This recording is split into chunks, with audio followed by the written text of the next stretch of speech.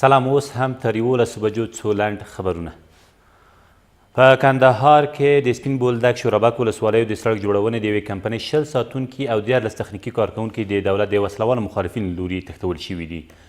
د کندهار د والي ویان داود احمدي وایي دغه پیښه تېره شپه نږدې 1 بجه د یادو ولسوالیو په برمې پوستې سیمه کې هغه مهال رامنځته شوې چې یو شمېر وسلوالو د یادې کمپنۍ پر هستوګنځي برید وکړ. د نوموړي په وینا تر دغې پیښې وروسته د یادو کسانو د خلاصون په موخه پولیس لاس په کار شول، خو بریدګر تر 3.5 ساعته نښتې وروسته په تېښته بریالي شول. ویل کېږي په دې نښته کې 4 امنیتي ځواکونو هم خپل ژوند له لاسه ورکړی او یو بل یې ټپي دی او همداراز د یادې کمپنۍ د یو شمېر موټر او نور وسایل هم له منځه تللي دي. د کندز په امام صاحب ولسوالۍ کې د یوې نښتې له امله 15 سیمه ییز پولیس ووژل شول او 4 نور یې ټپیان دي.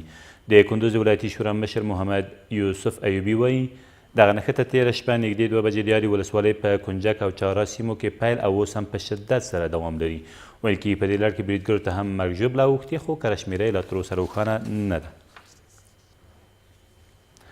د امریکا د ولسمشر مرستیال له افغان ولسمشر سره په ټلیفوني اړیکه کې ویل امریکا د افغان حکومت له پریکړو ملاتړ کوي. مایک پینس په دې اړیکه کې د اوربند په اړه د ولسمشر غني او د افغان حکومت په مدبرانه ګام خوښي وښوده او هغه یې وستایه او همداراز یو ځل بیا د سولې له بهیره د واشنګټن ملاتړ اعلان کړ. په دې ټلیفوني خبرو کې چې تېر ماښام ترسره شوې ولسمشر غني وویل دمګړی افغانان هغه ټکي او پړاو ته رسېدلي چې سولې ته د رسېدو په خاطر باید مهمې پریکړې وکړي. له دې سره سم د افغان حکومت ملي امنیت شورا د اوربند د پاتې 15 ورځو پر مدیریت ټینګار وکړ.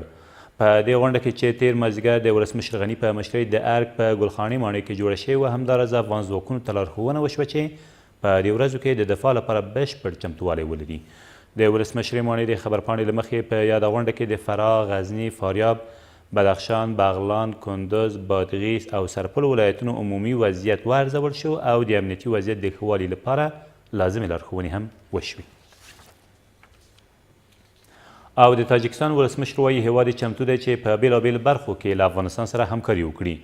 امام علي رحمان تېره ورځ د ملي والي حکومت له اجرایه رئیس سره په کتنه کې د کابل او دوشنبه ترمنځ د اقتصادي همکاریو او سوداګریزو راکړو ورکړو پر زیاتوالي له ټینګار سره بیره وویل افغانستان د منځنۍ اسیا او سویلي اسیا د وسلېدو په برخه کې مهم رول لري او هیله یې څرګنده کړې چې افغانستان په دې برخه کې همکاري وکړي.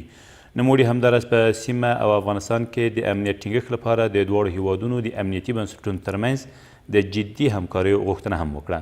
عبدالله عبدالرحمن په دې ناسته کې په ډاګه کړه چې افغانستان د دواړو هیوادونو د ستراتیژیکو اړیکو د هوکړلیک مسوده وروستۍ کړې او ډېر ژر به د دواړو هیوادونو له لوري لاسلیک شي. دا تر دې مهاله وروستي خبرونه، تر بیا مو الله مل.